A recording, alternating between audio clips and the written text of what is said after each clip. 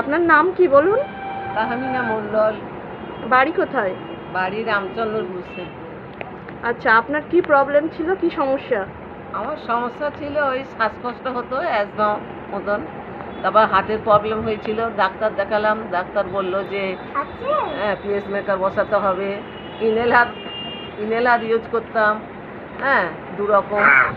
তারপরে ওই গ্যাস নিতে হতো মাঝে মাঝে, এইরকম সব হতো। হ্যাঁ তারপরে এই যে আমরা এই মেশিনটা নিয়ে আমরা চেক আপ করার পরে থেরাপি নিয়ে এখন সুস্থ আছি। আপনি কতদিন নিচ্ছেন থেরাপিটা? এই 2 মাস হতে যাচ্ছে নিচ্ছি। হ্যাঁ আর তারপরে এখন সুস্থ আছি।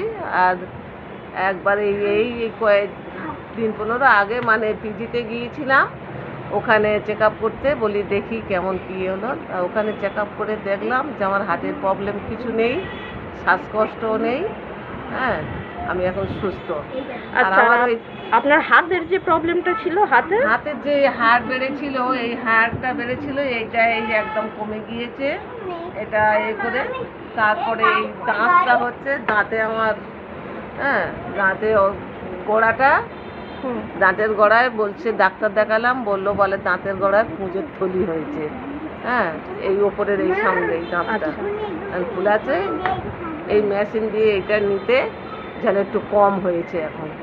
আচ্ছা, তো আপনি খুশি তো? আপনার যে আপনি যে এই থেরাপিটা নিয়ে আপনার যে এই যে হার্টের প্রবলেমটা কমে গেছে, ডাক্তার বলছেন যে ক্লিয়ার হয়ে গেছে। আমি এখন বালতি করে জল, তারপরে কল পাম্প করা, কাপড় চোপড় কাচা করা সবই করি এখন। আচ্ছা, আগের থেকে আপনি অনেক সুস্থ? অনেক সুস্থ, একদমই সুস্থ। ঠিক আছে। আমার বয়স এখন 60-61 চলছে, কিন্তু তবুও আমি সবই কাজ করি। হ্যাঁ আমি ভালো আছি।